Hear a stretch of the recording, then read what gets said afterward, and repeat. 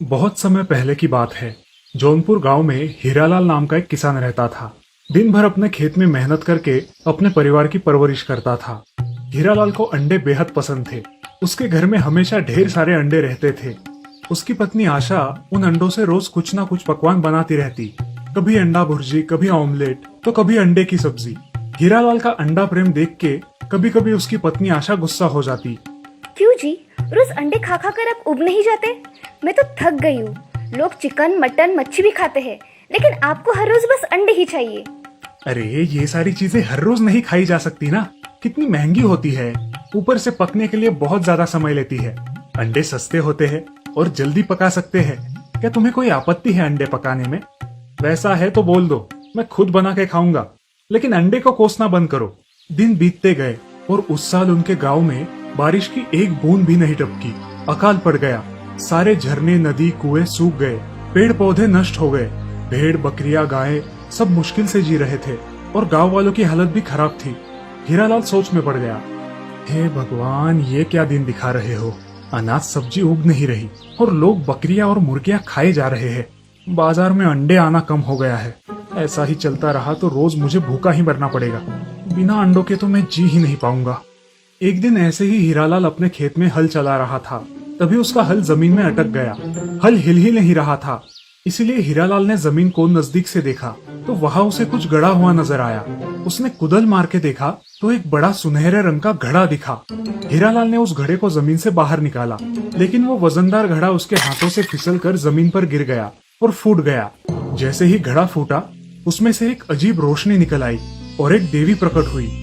हीरालाल, तुम्हारा बहुत बहुत धन्यवाद। मैं एक देवी शक्ति हूँ, लेकिन श्राप की वजह से इस घड़े में बंद हो गई थी। तुमने मुझे मुक्ति दी है।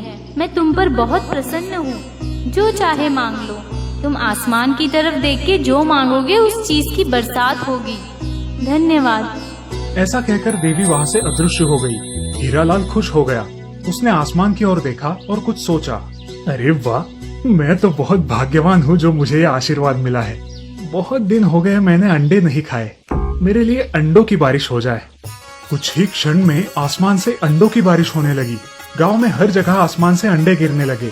लोग चकरा गए और ये अजीब बात देखकर डर गए, लेकिन हीरालाल खुश था।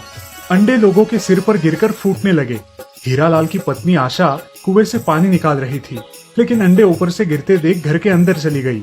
उसके बाद हीरालाल ने खेत में गिरे अंडों को टोकरी में जमा किया और घर ले आया। कमाल है, आपको देवी माँ ने जो वरदान दिया है उससे आपने अंडे मांगे? हद हो गई है आपके पागलपन की। अरे सोने के जवाहरात या पैसा मांगते। अगर हम अमीर बन जाएंगे तो रोज 100 अंडे खा सकोगे।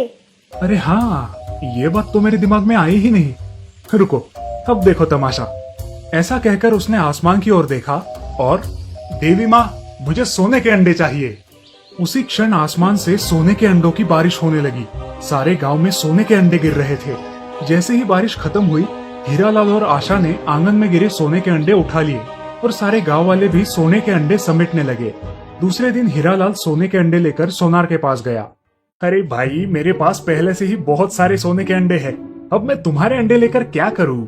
सारे गांव वालों के पास भी सोने के अंडे हैं। इसकी वजह से सोने का भाव भी कम हो गया है। जाओ जाओ, घर जाओ। मैं तुम्हारी कुछ सहायता नहीं कर सकता। हीरालाल घर आया और उसने आशा से कहा, सुनती हो, मैंने तो बहुत बड़ी गलती की है। देवी के वरदान का मैंने अपने स्वार्थ के लिए उपयोग किया। हमारे गांव में अकाल पड़ा है। हमें तो पानी की जरूरत है और मैंने बिना काम के सोने के अंडे मांगे।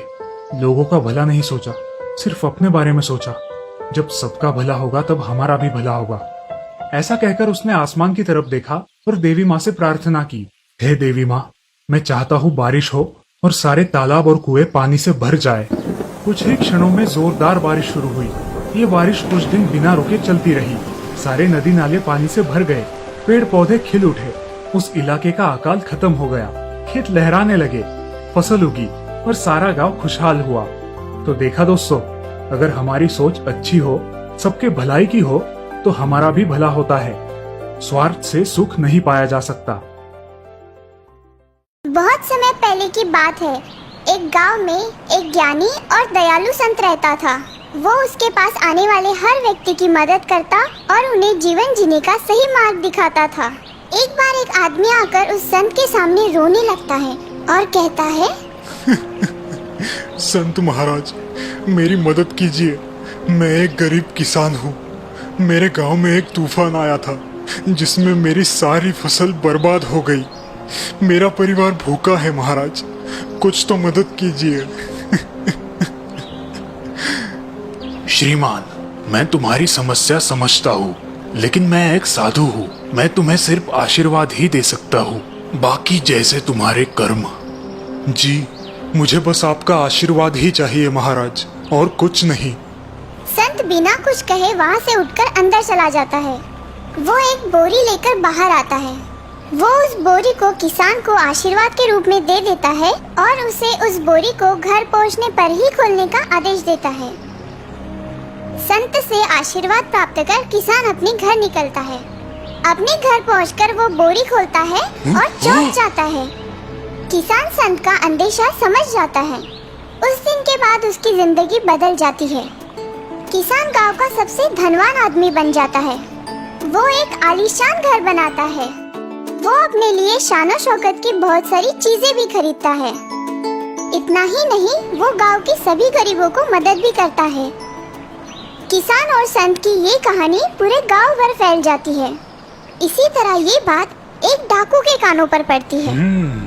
डाकू ये बातें सुनकर चौंक जाता है और इस बात की सच्चाई जानने के लिए वो भेष बदलकर एक किसान के रूप में उस संत के पास चला जाता है। संत हमेशा की तरह अपनी झोपड़ी के बाहर ध्यान में डूबा होता है। इतने में डाकू वहाँ आ जाता है और जोर जोर से संत के सामने रोने लगता है। मेरी मदद करो साधु महाराज, मेरी मदद करो। मेरा सारा धन तूफान में चला गया, मैं बर्बाद हो गया। मेरी मदद करो। धन तो आता है और जाता है, उसमें मैं क्या कर सकता हूँ। तुम किसी धनवान के पास जाओ, मेरे पास तुम्हें देने के लिए कुछ नहीं है। नहीं नहीं महान संत जी, मुझे आपकी ही मदद चाहिए। कृपया मुझे भी उस किसान जैसे धनवान बना दीजिए। किसान के जैसे? हाँ हाँ, मैं भी आलीशान घर बनाऊंगा। संत डाकू के इरादे समझ लेता है और उसे सबक सिखाने की सोचता है। डाकू संत का राज जानने के लिए खिड़की से झांकने लगता है। वो देखता है कि संत अपना सिर एक पत्थर पे पटक रहा है। ये देख वो डाकू सोच में पड़ जाता है। इतने में संत खाली हाथ बाहर आता है और डाकू से कहता है, तुम अभी जा सकते हो। मैंने जादुई पत्थर से दुआ की है कि तुम्हारी मांगे पूरी हो। हाँ, अब बाकी जैसे तुम्हारा कर्म। ये कहकर संत वहाँ से निकल जाता है। इस मौके का फायदा उठाते हुए डाकू झोपड़ी के अंदर जाता है। वो उस पत्थर को देख सोचने लगता है। लगता है इस पत्थर पर सिर पटककर जो भी मांगू मिल जाता है। मुझे बहुत सारा धन मांग लेना चाहिए। डाकू उस पत्थर पर अपना सिर जोर जोर से पटकता है और दर्द से चीखने लगता है। हाय मेरा सिर फूट गया रे। कहाँ है धन? आए मेरा सिर फूट गया। इतने में संत वहाँ पर आता है और डाकू की मूर्खता पर हंसने लगता है। मूर्ख, जादू इस पत्थर में नहीं, उस किसान की मेहनत में थी। मैंने उसे धन नहीं, बस कुछ अनाज के दाने दिए थे, जिसे जोतने और मेहनत करने से उसे उसका फल मिला होगा। डाकू को उसकी गलती का एहसास होता है और वो शर्मिंदा होकर वहाँ से निकल जाता है।